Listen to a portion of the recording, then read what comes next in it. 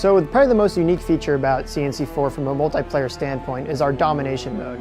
So the way domination mode works is you have 5 goal nodes, which we call our Tiberium control hubs, spread around the map. And the objective is to capture those nodes and hold on to them for as long as possible to accumulate points so that your team can win. So there's a variety of ways to win, but it's not just killing the other guy, it's objective based. Though you can kill the other guy, it will help you win.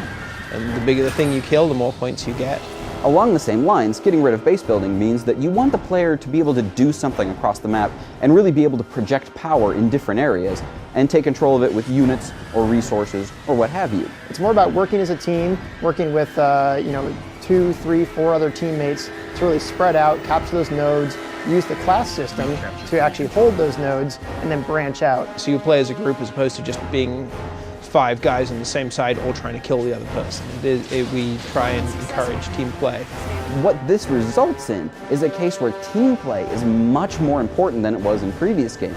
Although in previous games you could quickly run in and decimate somebody's base, in this particular case, if you're not constantly aware of the battlefield, where your forces are and where the battle lines are drawn, you're not going to be able to hold control of those Tiberium control networks and not going to be able to win. We've lost Node 1. One of the things that we really wanted to focus on in Command & Conquer 4 early on in the development process was the fluidity of class changing and really your ability to strongly impact the game in a very different way by playing each individual class. Being able to respawn really changes up how you play multiplayer because you're no longer damned by the choices you made at the beginning of the game. It allows you to take more risks. You're able to maybe try out a strategy from the get-go. Say you choose the support class, and you go and try a strategy, and maybe it doesn't work out. You get ambushed, you lose your crawler. Instead of having to admit defeat, we have the respawn system, so that allows you to change up your strategy, work with your teammates to find out what the team needs at that point in time, and then come back and try and get revenge on that guy who killed you. That's exactly what Command & Conquer 4 is all about. Getting into the action as soon as possible, not having a whole lot of wait time in between, and being able to make those split-second decisions that turn the tide of battle completely in the other direction. Capture 3 control nodes.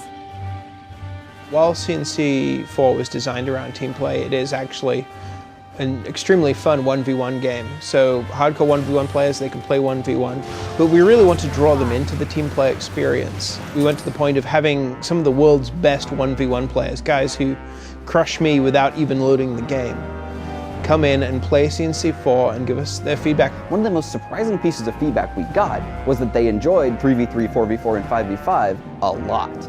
But really, when it gets down to it, what makes Command & Conquer 4 the most fun in terms of team play, and what's really going to appeal to these high-end players, is how the different classes mesh with each other. When you are in coordination with another player on your team, and you have a team leader, and you're all on vent, and you're yelling at each other to go to a particular area, or support another area, or throw up defenses, or throw up a tunnel, things get really fast, really hectic, and a whole lot of fun.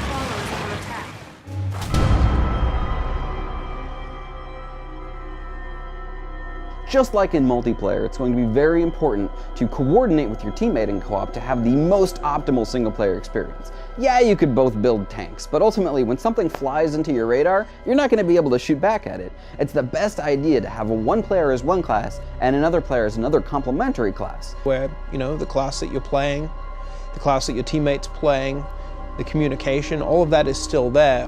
And so there we've actually designed our objectives, so it's more about how you go about completing the objective. Usually if you're in a defend mission, you can have one player play as defense and another player go as offense and keep the objectives around the map, while one player really creates a home base, creates a large number of defensive structures, and plays the base building game, which is still a lot of fun in these single player missions where you can really hole up in an area and defend against a large number of AI forces. We don't want it to be, this is the offense class objective. It's more about, this is the objective.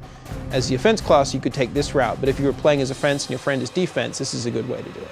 Overall, we're really looking forward to people jumping online and trying out Command & Conquer 4. We've tried a large number of different methodologies to allow players to jump in, get the action they want out of a Command & Conquer game, but at the same time be playing in a very social atmosphere with their friends and allow them to focus on the teamwork aspects that really make multiplayer longevity increase dramatically. So if you're interested in exploring new ways to play RTS multiplayer, but you still like to blow up tanks, I think CNC4 multiplayer is for you. It has team play, you can play as one-on-one player, even in a team play context. And then we got co-op, we have full co-op, which is just a whole new way to play campaign. It's like a real progression of what we've done in the past. We knew that multiplayer was going to be the thing that lasted a long time after launch, so we've put a lot of effort into trying to make that the best experience ever, trying to make it less intimidating for players to get online and to have a great time playing CNC. And we hope you all check it out when the game is on shelves on March 16th.